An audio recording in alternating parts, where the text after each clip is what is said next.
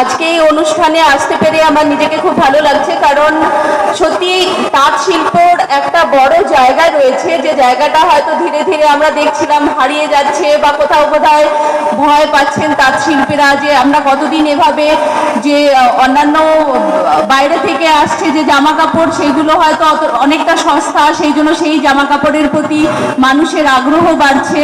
তো সেখানে নিজেদেরকে টিকিয়ে রাখতে গিয়ে অনেক সময় তারা পেরে উঠছেন না, এবং সে কারণে অনেকে আছে, আমি শুনেছি, আমি নিজে দেখেওছি যে তাঁত শিল্পীরা তারা তাঁত বন্ধ করে দিয়েছেন।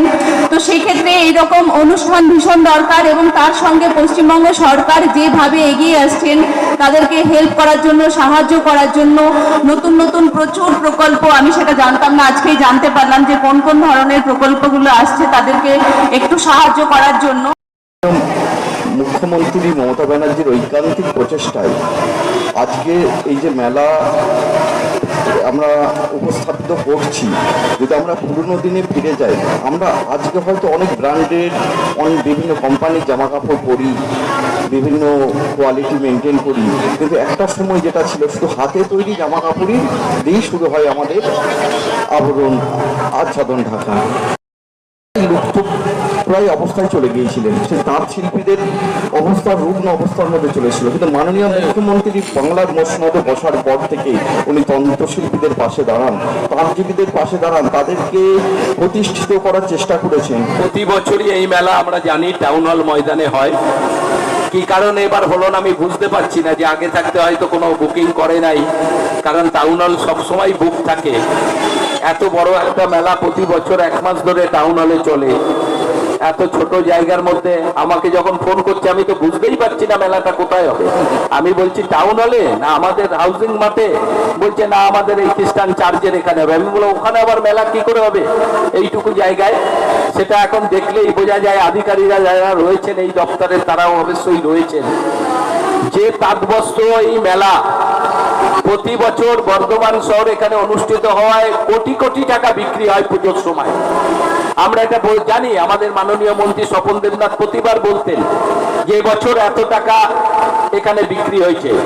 সেই রকম একটা মেলা এত ছোট জায়গার মধ্যে রয়েছেন, যেখানে আমাদের রাজ্যের মাননীয় মুখ্যমন্ত্রী, যিনি প্রতিটি ক্ষেত্রে রাজ্যের প্রতিটি জায়গায় যেসব মানুষ এই সব ছোট ছোট ব্যবসার মধ্য দিয়ে জড়িত রয়েছে তাদের সবাইকে তুলে ধরা, তাদের ব্যবসাগুলো যাতে ভালো চলে তার জন্য সারা বছর বিভিন্ন দপ্তরের বিভিন্ন মেলার মধ্য দিয়ে মানুষের কাছে প্রচার করে সেই জায়গাগুলোকে একটা সঠিক জায়গায় বাংলার বুকে নিয়ে আসছে।